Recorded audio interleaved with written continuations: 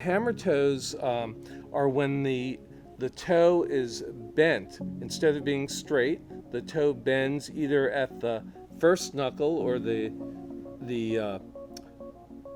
proximal interphalangeal joint. It could also bend at the second knuckle or the distal interphalangeal joint, or it can bend at where the toe meets the foot. And we have different names for those type of toes. I don't know if that's coming over good or not. But it's anywhere from a hammer toe to a claw toe to a mallet toe. And those are the three common toe deformities we see.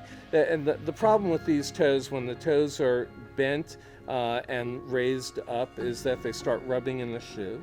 And that's where the source of pain happens. Sometimes the rubbing causes what's called a corn commonly, and that's a thickening of the skin on the top of the toe. On the bottom of the foot we would call it a callus, but on the top of the toe we call it a corn.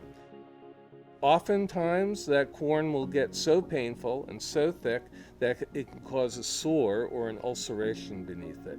And we see that commonly in people with diabetes or people who have insensitivity in their foot for any one of a number of reasons.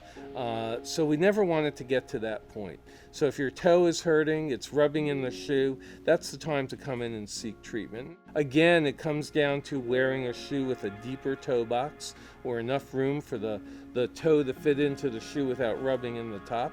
We have devices that we can provide that help to pull the toe down into position, and we have ways of trimming the corn, making it feel more comfortable when you're wearing a shoe. When that fails, then we talk about surgical treatments. And surgical treatments vary, but they all are commonly involving removing a portion of the joint or the knuckle part of the toe.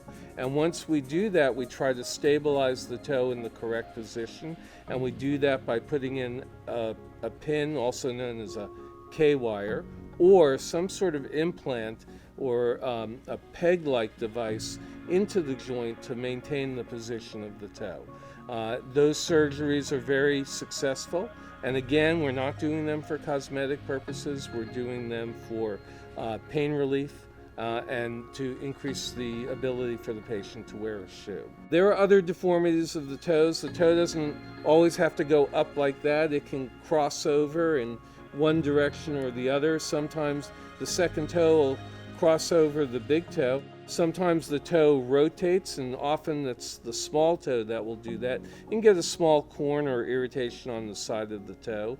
You can get bone spurs on the toes, which can cause irritations and even corns and wounds, and we sometimes smooth them off or protect the toe with a device. So there are many different things that can go wrong with toes, but again, the most common one we see is the hammer toe.